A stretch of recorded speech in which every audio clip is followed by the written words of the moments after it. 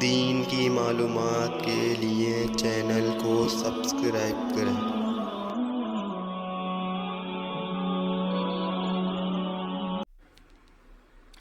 باب ما جاء فی الجنت وما فیہا، جنت کا اور جنت میں موجود چیزوں کا بیان۔ حدیث نمبر 67 کا اردو ترجمہ۔ عن ابی ہریرہ رضی اللہ عنہ قال قال رسول اللہ صلی اللہ علیہ وسلم قال اللہ تعالی اعددت لعبادی الصالحین ما لا عین رأت ولا اذن سمعت ولا خطر على قلب بشر واقرؤوا وان شئتم فلا تعلم نفس ما اخفی لهم من قرة اعین، رواه البخاری و مسلم۔ حضرت ابو ہریرہ رضی اللہ عنہ سے روایت ہے، وہ کہتے ہیں کہ اللہ کے رسول صلی اللہ علیہ وسلم نے ارشاد فرمایا کہ اللہ تعالیٰ فرماتے ہیں، میں نے اپنے نیک بندوں کے لیے وہ چیزیں تیار کر رکھی ہیں جنہیں کسی آنکھ نے دیکھا نہیں اور کسی کان نے سنا نہیں اور کسی انسان کے دل پر اس کا خیال بھی نہیں گزرا۔ اور تم پڑھو اگر تم چاہو اللہ تبارک و تعالیٰ کا یہ قول فَلَا تَعْلَمُ نَفْسٌ مَّا أُخْفِيَ لَهُم مِّن قُرَّةِ أَعْيُن، کہ کوئی جان نہیں جانتی ہے کہ اللہ تبارک و تعالیٰ نے آنکھوں کی ٹھنڈک میں سے ان کے لیے کیا چھپا رکھا ہے۔ حدیث نمبر 68 کا اردو ترجمہ۔ عن جابر رضی اللہ عنہ قال قال رسول اللہ صلی اللہ علیہ وسلم ان اہل الجنة یأکلون فیہا ویشربون ولا يدفلون ولا يبولون ولا يتغوطون ولا يمتخطون، قالوا فما بال الطعام؟ قال جشاء ورشح كرشح المسك يلهمون التسبيح والتحميد كما تلهمون النفس، رواہ مسلم۔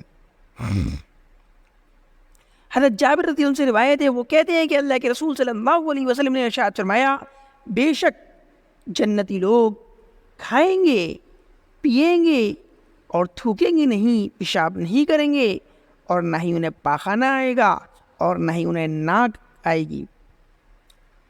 صحابہ نے عرض کیا تو پھر کھانے کا کیا ہوگا؟ یعنی وہ جب انہیں پیشاب پاخانہ نہیں آئے گا تو کھانا ہضم کیسے ہوگا؟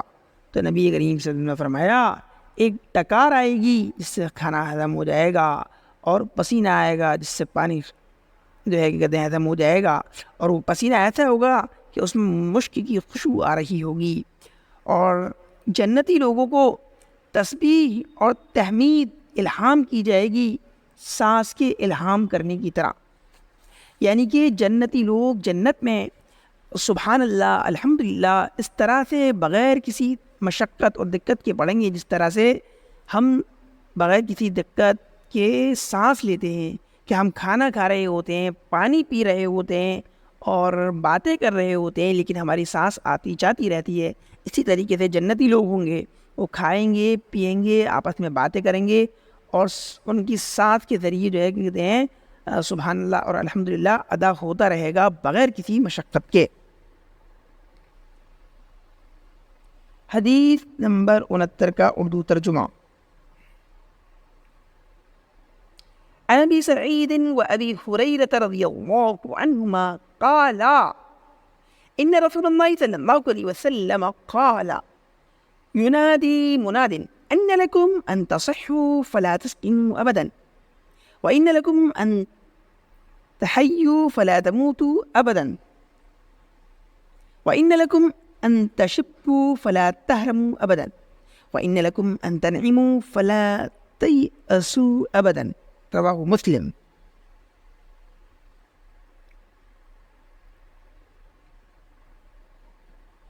حضرت ابو سعید اور ابو ہریرہ رضی اللہ عنہما سے روایت ہے، وہ کہتے ہیں کہ اللہ کے رسول صلی اللہ علیہ وسلم نے ارشاد فرمایا، ایک پکارنے والا پکارے گا جنت میں کہ تم ہمیشہ صحت مند رہو گے، اب کبھی بیمار نہیں ہوگے، تم ہمیشہ زندہ رہو گے، اب کبھی تمہیں موت نہیں آئے گی، اور تم ہمیشہ جوان رہو گے اور تمہیں کبھی بڑھاپا نہیں آئے گا، اور تم ہمیشہ اب خوش رہو گے اور تمہیں کبھی تکلیف نہیں پہنچے گی۔ اس حدیث کو امام مسلم نے روایت کیا ہے۔